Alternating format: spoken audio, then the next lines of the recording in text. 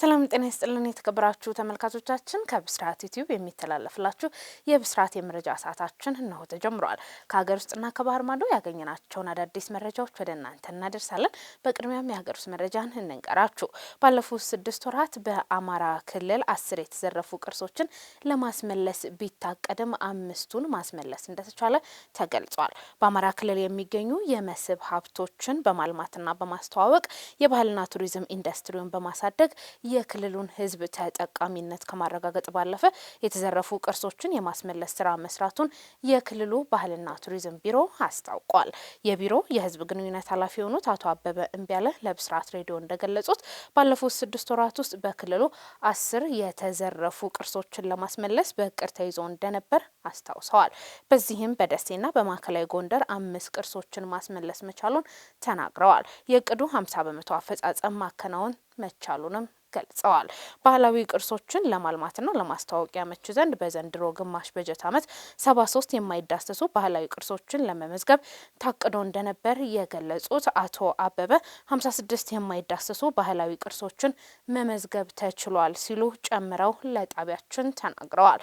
ይህ አፈጻጸም በ6 ወራት ውስጥ ለማከናወን ተይዞ ከነበረው እቅድ አንጻር 76.7 በመቶ ውጤት የተመዘገበበት መሆኑን ተናግረዋል ስትል ቅድስት ደጀኔ ዘግባለች። ያፈቀርኩትን ሰው አልወደዳችሁትም በማለት የገዛ ልጆቿ ላይ የአካል ጉዳት ያደረሰችው እናት በ25 ዓመት እስራት ተቀጣች። ልዕልቲ አበበ የ37 ዓመት ወጣትና የ2 ልጆች እናት ስትሆን ነዋሪነቷ በምስራቅ ባሌ ዞን ጊኒር ከተማ አጋምሳ ቀበሌ ውስጥ ነው። ልዕልቲ ከቀድሞ ትዳሯ 2 ልጆች እንዳፈራችና የቀድሞ ትዳሯን አፍርሳ ወደ አርሲ ሸርካ ወረዳ የመጣች ስራ ፍለጋ ሲሆን ለጊዜውም 2ቱን ልጆቿን እዚያው ታቸው ጋር ጥላ እንደመጣች የምስራቅ ባሌ ዞን ዋና መምሪያ የወንጀል ምርመራ ዋና ክፍል ኃላፊ ዋና ኢንስፔክተር አሻግሬ ጥላሁን ለብስራት ሬዲዮ ተናግረዋል። ልዕልቲ ስራ ከጀመረች በኋላ ከአንድ ሰው ጋር ተዋውቃ ወደ ፍቅር በማምራት ቤት ተከራይተው መኖር ይጀምራሉ። በመቀጠልም ልጆቿን የተሻለ የትምህርት እድል እንዲያገኙ በሚል ሰበብ ወደ ጊኒር ከተማ በማምጣት ለማሳደግ ትወስናለች። ሐምሌ 3 ቀን 2015 ዓ.ም ልዕልቲ ልጆቿ ከአርሲ ዞን ሺርካ ወረዳ ማስመጣት አብረው እንዲኖሩ ታደርጋለች። የተከራየችውን ቤት እጅግ ጠባብ በመሆኑ በፍቅር የተግባባችው ሰው ሲመጣ የ7 ዓመቷና የ15 ዓመቷን ሴት ልጆቿን በመጸዳጃ ቤት እንዲያድሩ ታደርግ ነበር። በዚህም ድርጊት 2ቱ ልጆቿን በመቃወም የወንድ ፍቅረኛዋን አምርረው ጠሉት። ልዕልቲ ግን ልጆቿን ያፈቀረችውን ሰው በመጥላታቸው ተደጋጋሚ የአካል ጉዳት ድብደባ ትፈጽምባቸው እንደነበር ተገልጿል። የእናታቸውን ድርጊት ይፋ አውጥተው ላለመናገር ለ2 ዓመታት በትዕግስት የጠበቁት ሲሆን ልዕልቲ ግን ድርጊቱን ከእለት ተእለት እየተባባሰ መጥቶ በተለይም የመጀመሪያ ልጇን ትምህርት አቋርጣ የጉልበት ስራ እንድትሰራ ፈጽሞ ከሰው ጋር እንዳትገናኝ በማድረግ ከፍተኛ በደል ስትፈጽምባት እንደነበር የ7 ዓመቷ ልጅ ትምህርት ቤት ቆይታ ስትመጣ የቤቴን ገበና ለሰው አወራሽ በማለት ከግርፋትና እንግልት አልፎ ወደ አካል ማቃጠል መሸጋገሯን ዋና ኢንስፔክተር አሻግሬ ጥላሁን ተናግረዋል።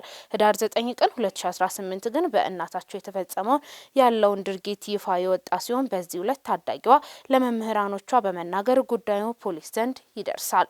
በእህቷ ላይ የደረሰው አካላዊ ጉዳት ታይቶ ለሕክምና የተላኩ ሲሆን የድርጊቱን ፈጻሚ ልዕልቲም በቁጥጥር ስር ውላ ምርመራው በተጎጂዋ ቃልና የሕክምና ምርመራ ውጤት ተጠናክሮ ለአቃቢ ሕግ ተልኳል።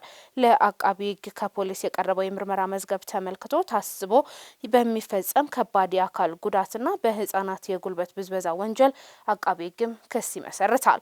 ክሱን ሲከታተል የቆየው የምስራቅ ባሌ ዞን ከፍተኛ ፍርድ ቤት ጥር 6 ቀን 2018 በዋለው ችሎት ተከሳሽ ልዕልቲ አበበ ጥፋተኝነቷ በማስረጃ በመረጋገጡ በ25 ዓመት ጽኑ እስራት እንድትቀጣ ወስኖባታል ስትል ሰብል አበበ ዘግባለች።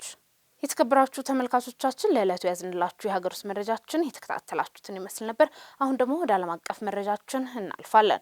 ኔቶ የቡርኪና ፋሶ ፕሬዝዳንት ትራኦሬን ለመግደል አሲረዋል የተባሉትን የቀድሞ መሪ አሳልፋ ሰጠች።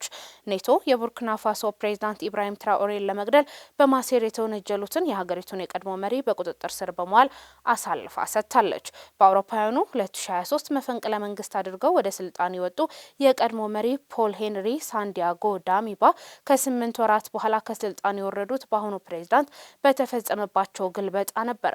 ኋላ ላይ ደግሞ ፕሬዝዳንት ትራኦሬ ላይ የግድያ ሙከራ በማቀነባበር ተከሰዋል።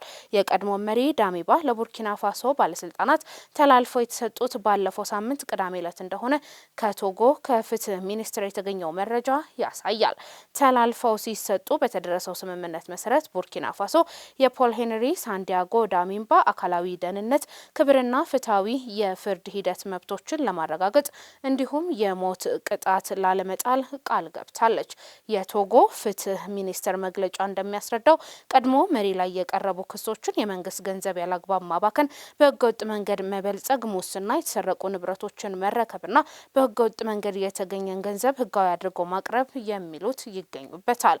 ዳሚባ የቀረበባቸውን ክሶች በተመለከተ እስካሁን የሰጡት አስተያየት የለም።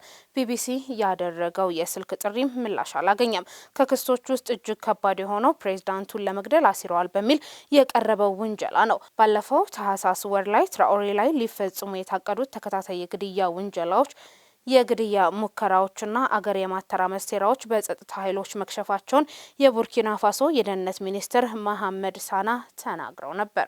ኔቶ አሜሪካ ከሌለችበት በጣም ጠንካራ አይደለም ሲሉ ትራምፕ ተናገሩ። የዩናይትድ ስቴትስ ፕሬዝዳንት ዶናልድ ትራምፕ እንደተናገሩት የሰሜን አትላንቲክ ጦር ቃል ኪዳን ኔቶ በእርሳቸው አመራር እየጠነከረ መምጣቱን ገልጸዋል። ወታደራዊ ጥምረቱ በአሜሪካ ላይ ለውጤታማነቱ በእጅጉ እየተደገፈ መሆኑን አጽንኦት ሰጥተዋል። በዋይት ሀውስ አጭር መግለጫ ላይ ለጋዜጠኞች ትራምፕ ሲናገሩ አሜሪካን በኔቶ ውስጥ ለማቆየት ቁርጠኝነት እንዳላቸው ተጠይቀው ነበር። እንዲህ ያለው ጥሩ ግንኙነት ነበረኝ፣ በጣም የተሻለና በጣም ጠንካራ አድርጌዋለሁ። ይህም በጣም ጥሩ ነው። አሁን ኔቶ በጣም ጠንካራ ነው ብለዋል።